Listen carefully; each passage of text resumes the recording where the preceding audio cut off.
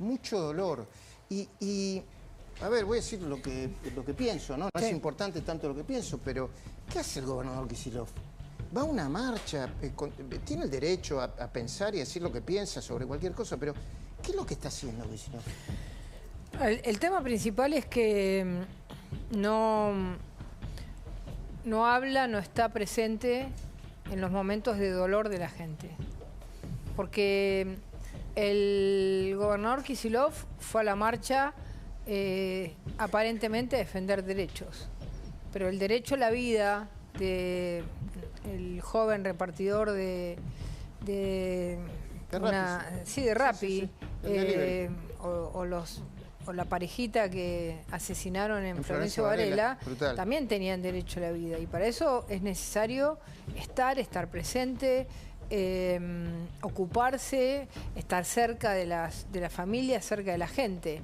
Es como si hubiera derechos superiores a otros derechos. Entonces, esa es la crítica. Nosotros igual, como gobierno nacional, y recién lo dijo el señor que estaba hablando, nosotros sentido común puro, ¿no? Igual como gobierno nacional, estamos trabajando fuertemente en la puesta en marcha de un plan que anunciamos que se llama 90-10. En el 10% del territorio ocurre el 90% de los homicidios.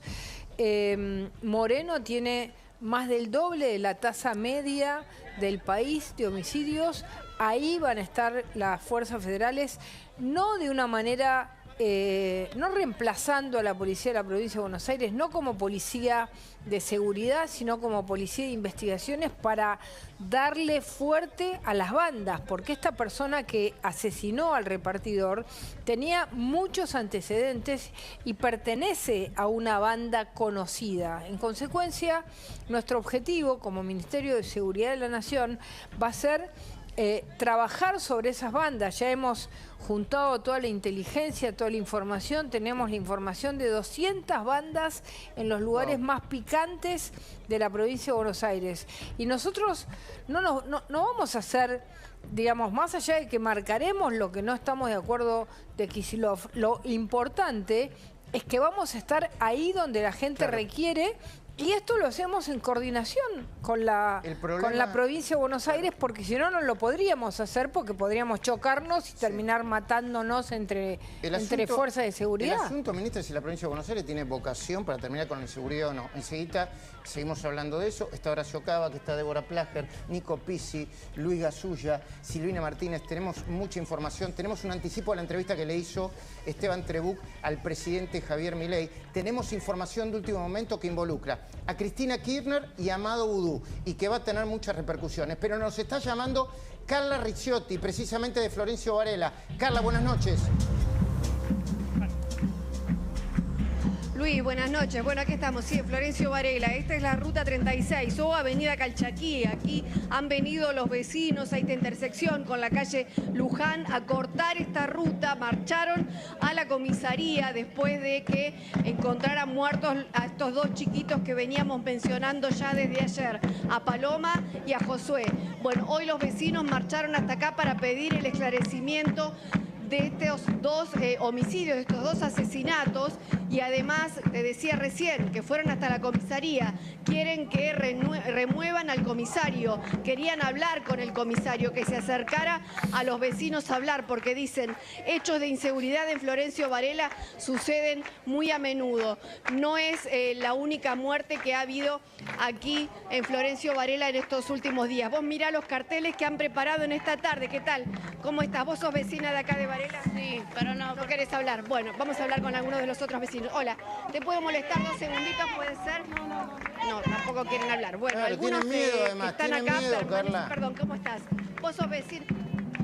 Muchos tienen miedo, muchos vecinos tienen miedo, porque recién comentaba yo, si querés bajarte el cartel para que se te vea la cara. No querés que se te vea la cara. Bueno, es lo que comentamos, Luis, claro. Tienen miedo los vecinos. Marcharon a la comisaría para pedir justicia, pero ¿pasan muchos hechos de inseguridad aquí en Varela?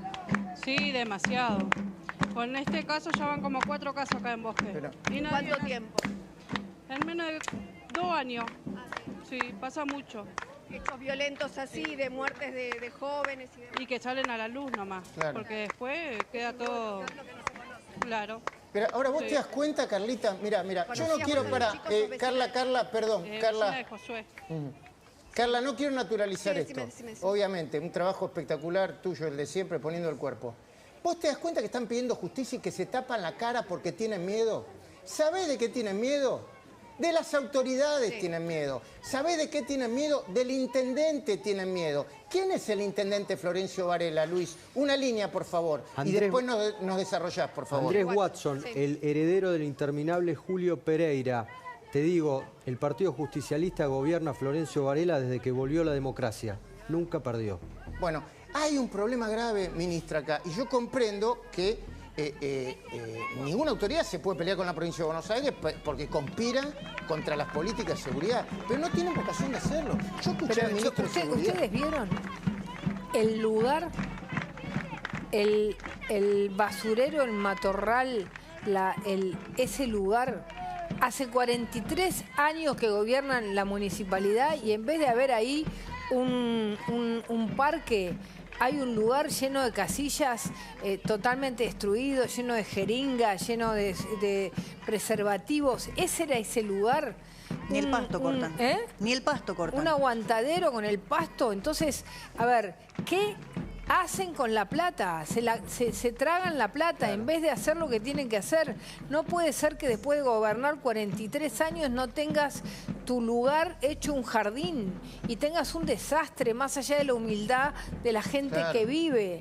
Porque esta es la teoría tan conocida, la teoría de los vidrios rotos. Si yo tengo un lugar destruido, voy a tirar basura en ese lugar, lo voy a destruir más. Entonces, estos intendentes hacen que la gente viva en el medio de la porquería, en vez de por lo menos darles espacios sanos para, claro, que puedan vivir. Le generan un problema para tirarle un subsidio y claro, un besito y seguir teniendo votos, ¿no? Entonces es un tema, digamos, gobernar así y tener... La gente, por suerte, se está liberando, empieza a liberarse y se ha liberado en un montón de cosas, en la relación con los planes sociales, en la relación con las manifestaciones, en la relación con la gente. Todavía hay gente, como pasó acá, que no se anima a hablar. Pero bueno, cada día se va a ir animando más a hablar porque no pueden seguir viviendo así. Y porque además esto es como el colmo de los colmos, pero todos los días les pasa algo, que les roban un celular, les roban la bicicleta, les entran por atrás de la casa y... Los matan, ministra, primero los matan, después les sacan la plata. Primero los matan, por supuesto. Hoy estamos hablando... Por eso tenemos todas las leyes que le pedimos al Parlamento que las vote. ¿No? La ley de reiterancia el jueves. La ley contra las mafias y el crimen organizado. Nosotros agarramos la banda que mató a estos chicos y nos llevamos no a uno solo, nos los llevamos a todos los que son parte de una banda, porque son bandas. Entonces, pero los jueces, el zafaronismo imperante en la ideología de Kicillof, de Cristina y de fiscales y jueces de la provincia de Buenos Aires, más allá que son una máquina de impunidad, ¿no? Porque Espinosa hasta hace 5 minutos lo están protegiendo todo. Bueno, pero a ver, cuando uno impone una política criminal, empiezan a cambiar las cosas.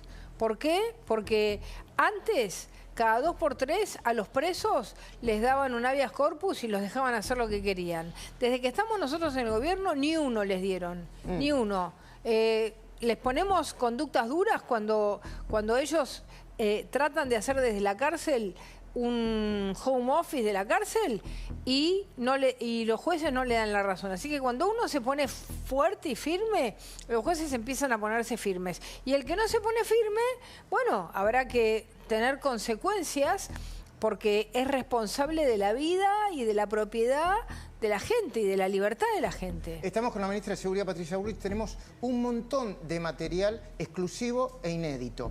Les vamos a presentar ahora, el señor Esteban Trebuch anda por acá, parte de la entrevista, un anticipo de la entrevista que le hizo Esteban Trebuch a Milei y que va a ser puesta en el aire aproximadamente 10 menos cuarto de la noche.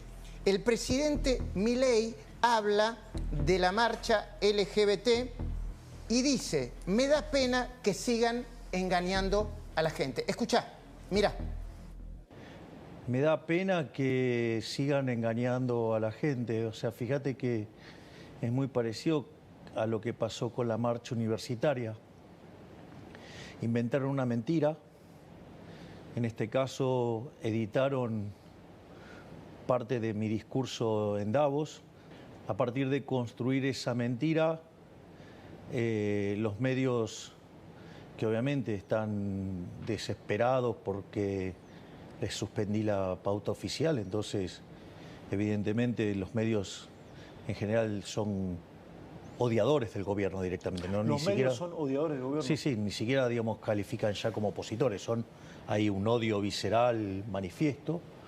A partir de ahí se propaga una mentira y a partir de eso se aparatea la marcha y terminan apareciendo las mismas caras siniestras de siempre. Ministra, ¿de acuerdo? ¿No de acuerdo? ¿Se aparatea la marcha? No, en primer lugar, hay un tema muy importante que plantea el presidente y es me tergiversaron, me manipularon. Y yo eso lo conozco muy bien, porque a mí me pasó en el caso Maldonado. Me quisieron manipular y la tuvimos que luchar durante meses para que no nos hagan de algo que no había sucedido, algo que inventaron de punta a punta. Así que yo conozco muy bien lo que es la manipulación. El presidente es una persona, y yo lo he hablado personalmente, y él lo ha dicho, y además es la base de un pensamiento liberal. Las personas tienen su libre elección sexual, religiosa, diversidad, total y absolutamente libre. Nadie plantea, habrá alguna persona, pero digamos como idea del gobierno es la libertad total en la elección sexual de las personas. El único límite que existe en la Argentina es la ley, ¿no? Es decir, no tener conductas que van en contra de la ley, para homosexuales, heterosexuales, para cualquiera. Ese es el tema. Entonces, esto es lo primero que dice el presidente. Me tergiversaron. ¿Qué termina pasando? La marcha termina siendo un retrato de lo que ya conocemos. Un frente anti-Milei. Hasta los camioneros no se animaron a ir porque le hicieron tantos memes que directamente ya no fueron. No fueron los camioneros. Sí, perdón, ministro, usted dice que no fueron por... Pero por supuesto, porque los camioneros no se animaron a ir. Los de la UOCRA... ¿Alguno a bordo de la Secretaría? Bueno, ¿qué hacían ahí? Los de la UOCRA eran 10. Y después todo, la izquierda de toda la vida, Máximo Mayra Mendoza, los movimientos de toda la vida, Grabois, los intendentes Kicillof, que se prende en todas en vez de estar donde tiene que estar. Entonces, ¿qué es la marcha? Cuando un ciudadano que está peleando para que sigamos en un país sin inflación, que la inflación, que estamos arreglando nuestras vidas, que hay más trabajo, que la economía se mueve, que la lucha en Rosario se da, que estamos trabajando fuerte en el orden público. En todo sentido, la gente dice, quiero defender esto, o me voy a empezar a pelear. Ahora voy a darles a estos señores la razón, que son la razón por la que yo estoy pobre. Así que yo creo que la marcha fue puso a flor de piel que esto es una discusión politizada, inventada y llevada a un lugar que nada tuvo que ver con lo que el presidente dice. Porque el presidente hizo una frase muy importante que nadie quiso escuchar. ¿En el discurso de Davos? En el discurso de Davos. Valores nobles se tergiversan por una ideología. Las buenas banderas terminan manipulando. Ahora, hablando de valores, ministra, recién usted hablaba o hacía una diferenciación entre lo discursivo, es decir, lo que dice el presidente Milei y lo que él dijo en Davos o lo que dice en la entrevista con Trebuch, y las leyes o los hechos. ¿El gobierno piensa impulsar alguna modificación en relación con, por ejemplo, la ley de femicidios? Es un tema que todavía no se ha discutido, pero lo que sí está claro es el concepto de la igualdad ante la ley. Porque, a ver, nosotros tenemos muchos casos. Por ejemplo, tenemos el caso de Lucio Dupuy, Sí. Lucio Puig, recordemos. Un chico que lo mataron en La Pampa, la mamá con su pareja. Esa mujer no tiene una pena agravada. Tenemos el caso de Nair. A ver, sería no voy a decir un masculicidio, un niñicidio. Un infanticidio. Una muerte de un infante, de un niño. Después uno tiene la muerte de Nair, que mató a su novio. Un señor de Vicente López que mató a sus papás. Es decir, lo que nosotros estamos haciendo, que estamos trabajando, y yo lo he discutido mucho con el presidente Milei, es una ley que, que dé herramientas en lo que son los vínculos intrafamiliares e intravecinales. Porque ahí se producen la mayor parte. Porque ahí se produce una gran parte, parte importante de los homicidios en nuestro país. Que sean agravantes estas situaciones. No, agravantes no, pero que sean graves todas las muertes. Que sean graves las muertes, porque fíjense lo que nos acaba de pasar. Nos acaba de pasar que nosotros habíamos sacado en el 2017 con Petri una ley que decía: los abusadores, los asesinos, los secuestradores seguidos de muerte cumplen toda la condena y no tienen condicional. Una cámara de la Cámara de Casación Penal nos acaba de declarar inconstitucional eso.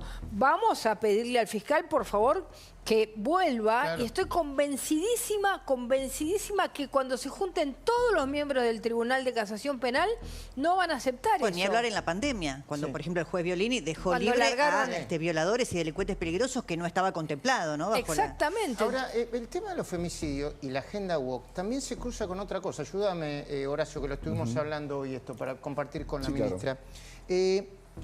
Hay una agenda woke que es de derechos, ¿no? Hay que discutir perspectiva de género, uno le gusta más, menos perspectiva de género. Y hay otra agenda woke que es el tongo de la agenda woke. Ministerio de la Mujer, el INADI y muchos gobiernos provinciales y municipalidades que todavía tienen una agenda woke en donde hay fondos para tirar para arriba, ¿no? Horacio, una línea, por favor. Bueno, habíamos conversado hoy esta cuestión que empieza a hablarse en Argentina y que empieza a hablarse en muchos lugares, que es hasta dónde llega.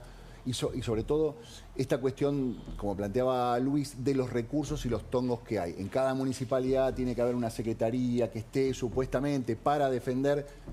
A nadie terminan defendiendo, como pasó con el Instituto de la Mujer. Y hasta dónde esta clase de reclamos no son, en algunos aspectos, no todos, pero algunos de los que participaron, para defender esos tongos.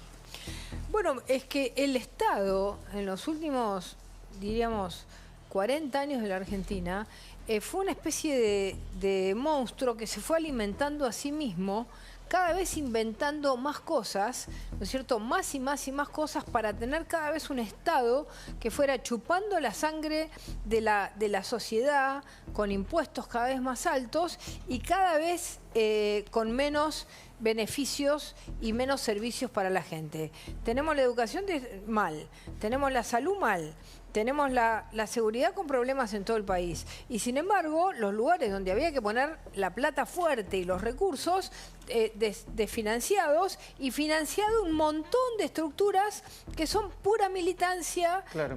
Y puro objetivo de aparato, de plata y de robo, ¿no? Ministra, y de afano directo, así, para decirlo con las palabras claritas. Perdón la interrupción. Para volver a las cosas prácticas, Luis Gasulla nos acaba de informar que elevaron a juicio finalmente, después de muchas presiones, la causa por abuso sexual simple contra Fernando Espinosa en La Matanza. Bueno, al fin, ¿no? Bueno, pero se tiene que pedir licencia. El PJ, Kicillof, hola Cristina, hola ex vicepresidenta, tiene que pedir licencia, lo tienen que apartar. ¿Cuánto tiempo más necesitan para que un presunto abusador... ¿Pero qué licencia? Tiene que renunciar, tiene que renunciar. Todo el mundo conoce lo que pasaba. Y yo le digo una cosa, hoy vimos la chica o el chico atrás del cartel. Bueno, ¿sabe cuántos hay atrás del cartel en La Matanza que no se animan a decir lo que les pasó? No ¿Sabe solo cuántos Matanza. hay? En Moreno, La ¿Sabe cuántos familia hay? de Lucas no quiso ir a la marcha y muchos compañeros de Liberty no quisieron ir por presiones de la miedo. Intendencia. Claro. Pero por supuesto, entonces, digamos, acá lo que hay es un sistema total y absolutamente podrido. De miedo. La matanza es un sistema total y absolutamente podrido, donde la gente no tiene cómo defenderse. Esta chica habló, yo estuve con ella, ¿no? Esta chica habló, nosotros le dimos protección. Con Melody, sí. Le dimos protección, la protegemos para que pueda moverse, pero puede ser que le tengamos que dar protección y que la misma, digamos, no pueda confiar en la policía de su provincia y tenga es que una venir locura. a las fuerzas federales. Entonces, esta es la agenda woke. Todos los que están del lado de ellos cometen cualquier tipo de delito y les hacen la cruz y los pasan por el agua bendita y los perdonan. Todo aquel que piensa distinto lo crucifican. Entonces, el país de la doble moral, de la doble vara, ¿no? El país del Zaffaroni en la Corte Suprema de Justicia de la Nación con prostíbulos. Ese es el país que se tiene que terminar. Esa es la hipocresía que se tiene que terminar. Ministra, ¿usted cree que hubo un uso político de la marcha, más allá de que mucha gente fue de manera genuina porque se sintió dolida o tocada o interpretó mal o como interpretó el discurso de Milei? La gente que se sintió dolida con esto que les está diciendo el presidente, me tergiversaron, yo no quise decir eso, tiene que saber que el presidente es liberal y que como liberal siempre repite, yo acepto y creo en la libre elección de la vida de la gente, no me meto en la vida de la gente. Entonces tiene que saber que no es contra la sexualidad de nadie, no es contra la sexualidad de nadie, la gente elige la sexualidad que quiere. Entonces yo creo que ahí hay un dolor que se va a curar con estas palabras que está diciendo el presidente. Ahora la marcha es el país que no queremos. Es el país del vale todo, de mostrarse frente a los chicos, de llevar a los chicos a una marcha así, de generar insultos, carteles. ¿No le gustó? ¿Qué no le gustó de la marcha? Bueno, a ver, digamos, el uso de los conceptos tergiversados, el uso del fascismo. A ver, a mí me sacaron un cartel que decía Bullreich. Fuerte, ¿no? Si hay alguien digamos, que no tiene nada que ver con eso, ¿no? Si me hubieran puesto Churchill me hubiera puesto contenta, porque soy de ese lado, de ese bando. Ahora, es el uso, digamos, el intento de generar un estereotipo. Ahora, y nosotros nos vamos a correr de ese estereotipo porque nosotros queremos una sociedad libre. Ahora, respecto de eso, de las libertades y de esta agenda que usted marca, por ejemplo, los cupos, ¿no? El tema de los cupos trans, del cupo femenino vinculado también con lo legislativo, por ejemplo. ¿Qué posición tiene el gobierno o usted en particular, ministra? Para mí hay tiempos y tiempos.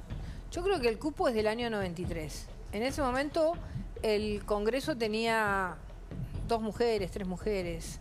Creo que nació como algo que es un impulso. Uno impulsa a un determinado sector a participar. Ahora, la eternidad de esto genera distorsiones en la representación. Cuando se hizo el cupo del 50% en el Senado, a mí me pareció una exageración, una barbaridad. ¿Por qué? Porque, a ver, ya hoy en día las mujeres estamos preparadas, uno lo ve en la televisión, lo ve en las empresas, lo ve en la política, lo ve en todos lados. Estamos preparadas para defendernos con nuestras propias armas. Entonces creo que nosotros tenemos que saber que hay cosas que en un determinado momento histórico fueron quizás como un acelerador. Y ahora están del otro lado. ¿Tenés gustado esto que me habías dicho y que te habías pedido? Ponelo, por favor. A ver. Ahí está. Ahí está. ¿Viste? Lo colgaron de un... Me voy a pintar el pelo de colorado. Fuerte, ¿eh? Fuerte. Por eso llamativo que hasta el mismísimo Milei lo acusan de nazi. ¿Viste? Sí, un chiquito que estaba ahí, bueno, un chiquito, le dijo mogólico al presidente también, ¿no? O sea, cuando se habla de discurso de odio, uno tiene que saber lo que dice públicamente, ¿no, ministra? Sí, yo creo que, a ver, creo que también es verdad que nosotros estamos luchando contra muchos años en los que se naturalizó que nos tuviéramos que quedar callados.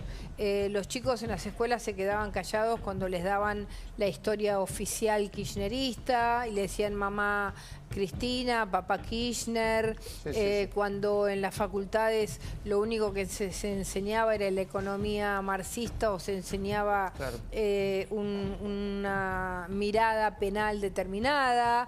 Entonces, el país del silencio se terminó.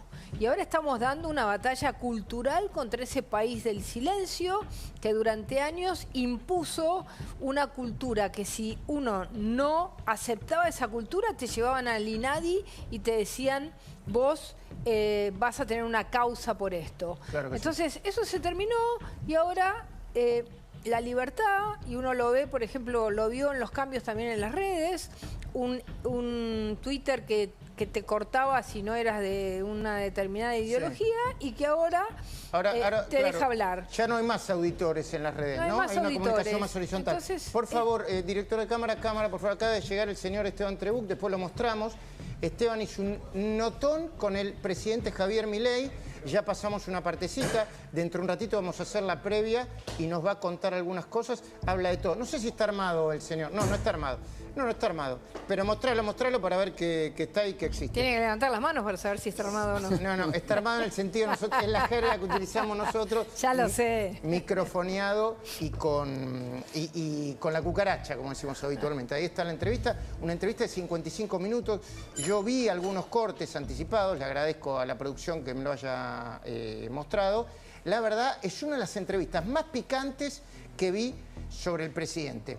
Pero hablando de situaciones picantes, tenemos información de último momento y es una decisión del Ministerio de Capital Humano y del ANSES que va a tener altísimo impacto en las próximas horas y que va a ser muy discutida.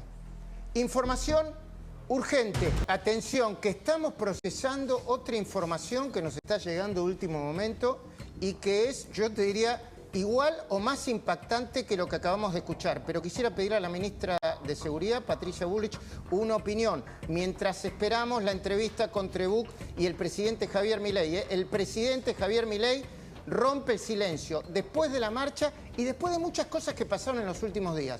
Su opinión, ministra. Bueno, primero felicitar a Sandra Petovelo y al titular del ANSES por esta decisión, porque es una decisión de justicia. El que las hace las paga. Tuvimos una fórmula presidencial, presidente y vicepresidente, los dos condenados, falta última instancia de la expresidenta, pero ambos condenados por corrupción, un país que tiene su fórmula condenada por corrupción. Lo único que me preocupa es que ahora haya una auditoría. Cuando pague los $250.000, saber de dónde vienen, que no sea plata de la corrupción. Bueno, primero que la condena de Vudú está firme. Está firme la condena de Vudú está firme de toda firmeza, ratificada por la Corte Suprema. La condena de Cristina también está firme. Sí, porque lo que tiene que hacer es apelar para ver si la Corte considera que puede ser apelable, pero desde el punto de vista estrictamente judicial está firme. Doble conforme es condena. Pero lo digo porque tanto se discute acá que el doble conforme, que es la última instancia de la Corte. En el caso de Vudú no hay discusión posible. Y además, respecto a los $250.000 que dice la ministra Patricia Bullrich, recordemos que Vudú es el mismo que declaró en algún momento tener domicilio en un médano. Bueno, y el mismo que salió en libertad con prisión domiciliaria, mejor dicho, haciendo cursos de ukelele, ¿no, Horacio? Que vos me hiciste acordar tanto de esa línea del ukelele. Pero hay otra información, ya lo podemos poner, está procesado, lo podemos anunciar. Bueno, urgente, dale. Solicitó al ANSES que le devuelvan esta asignación de privilegio. Vamos a ver el documento en un ratito. La ANSES rechaza este recurso, ahí tenés, rechazan el recurso de reconsideración interpuesto por Cristina Elizabeth Fernández y también por improcedente el recurso jerárquico. ¿Qué significa esto? tanto Cristina como Vudú tienen ahora habilitada la instancia para ir a la justicia, para que la justicia defina si efectivamente esta decisión del ANSES queda firme, que hasta ahora está siendo efectiva y no la está cobrando, o bien, como ha sucedido en otros antecedentes, recuperar el privilegio. Mira, se deniega el recurso de reconsideración interpuesto por la señora Cristina Elizabeth Fernández de Kirchner, por el cual se dispuso la baja de las asignaciones mensuales vitalicias de privilegio en virtud de contar, y escucha esto, con una sentencia definitiva por la comisión de un delito contra la administración pública. Acá habla de sentencia definitiva, sentencia firme por la cual le quitan el beneficio. Bueno, teléfono para Fernanda Raberta, ¿no? Porque acá recién hablaba de Sandra Petovelo, la ministra Bullrich. Hay que recordar que los beneficios que tiene Cristina, extraordinarios en un país donde prácticamente el 80% de los jubilados cobra la mínima. Bueno, fue Fernanda Raberta, la titular del ANSES en ese momento, que privilegió a Cristina por sobre todo los jubilados de la mínima del país. A Carlos Zanini, que en ese momento era el procurador del Tesoro, el histórico secretario legal y técnico del kirchnerismo. Y hay que recordarlo porque a la luz de esto que mostraba Silvina Martínez, uno puede entender cuáles fueron las decisiones que tomó el kirchnerismo respecto de los privilegios de Cristina en un país donde tenés 80% de jubilados cobrando la mínima. Bueno, y esto se entronca con otro gran tema, que lo venimos charlando con el pelado Trebuch hace tiempo ya. El tema de ficha limpia. ¿Qué pasó con ficha limpia? ¿Qué es lo que propone el gobierno en estas extraordinarias, ministra? El gobierno lo que propone es un proyecto que plantea que cuando hay un doble conforme, cuando hay dos instancias, no importa si es primera y segunda instancia o segunda y tercera instancia, las personas, y van dos en la misma dirección, las personas no pueden presentarse. Lo que hace es evitar el uso político, es decir, que puede pasar en la justicia federal o puede pasar en las justicias provinciales, que es que se arme una causa o se empiece una causa y se haga un doble conforme en el mismo año o unos meses antes que va a haber una elección, para que no sea utilizado como un instrumento político, sino que tiene que ser una causa que ya viene, porque si no podríamos tener el caso de muchas provincias, que todavía tenemos muchas provincias feudales en la Argentina, que utilizarían esto como un sistema. Así que usted dice que este proyecto de ficha limpia es mejor. A mí me parece que salvaguarda el uso político de alguna justicia que es parte del poder. ¿Y cómo queda Cristina en este proyecto del gobierno? No, en este proyecto, como este es una causa que no empieza este año, que es el año electoral, digamos, empezó el 1 de enero del año 2025. ¿Ella quedaría inhabilitada en el proyecto del gobierno? Sí, totalmente. Atención, con Nico Pizzi lo charlábamos. Nico Pizzi mañana va a traer mucha información sobre las causas que involucran a Alberto Fernández. Pero cuidado, Nico Pizzi, vos tenés la información de que en pocos días más, en febrero, probablemente haya una condena firme contra Cristina y con ficha limpia o sin ficha limpia probablemente no pueda ser candidata, ¿no? Exacto, Luis, porque se empiezan a vencer los plazos de la famosa causa vialidad. Y ahí empieza la discusión del doble conforme, si la condena tiene que estar confirmada o no. Hay un sector en la justicia que considera, Luis, lo que vos venías diciendo. Si hay una condena confirmada y en este caso la Cámara de Casación rechaza el recurso, la condena está vigente y por lo tanto la famosa inhabilitación que le deja a Cristina la posibilidad de no ser candidata. Entonces es muy importante ficha limpia, pero también la decisión de la Cámara de Casación. Gracias, Nico. Antes de empezar a pelotear con el pelado en la entrevista con Javier Milei, la despido a Patricia Bullrich. La última, Patricia Bullrich. ¿Usted quiere ir todos juntos, el PRO Libertad Avanza, a las elecciones? Con Macri, sin Macri. Usted ya es parte de la Libertad Avanza. La quiero escuchar. No tengo nada que decir. Porque no quiero arruinar todo esto que hablamos de cosas tan importantes para la sociedad, y no es que la arruine porque hable de política, sino porque no es una decisión que esté tomada y además no la voy a tomar yo. Es algo colectivo y prefiero no dar opiniones individuales en temas que se van a decir de otra ¿Le gustaría manera. ser candidata a senadora por la provincia, por la ciudad de Buenos Aires? No. A mí no. Yo estoy en un lugar cumpliendo una función y preferiría no ir al Senado de la Nación. Como decía Del Pero Bien. bueno, a ver, acá hay un director técnico que dirá quién va a cada lugar, ¿no? Ministra, muchísimas gracias. No, gracias a ustedes. Y bueno, buen comienzo, ¿eh? Sí, nos está yendo muy bien, ¿eh? Sí, buen comienzo. Y le agradecemos gracias. profundamente que haya podido venir. La llamé en último momento porque hubo algunos inconvenientes que no dependían de nosotros. Muchísimas gracias. Muchas gracias. Es la marcha del león, rugiendo cada vez más fuerte, llevando la línea.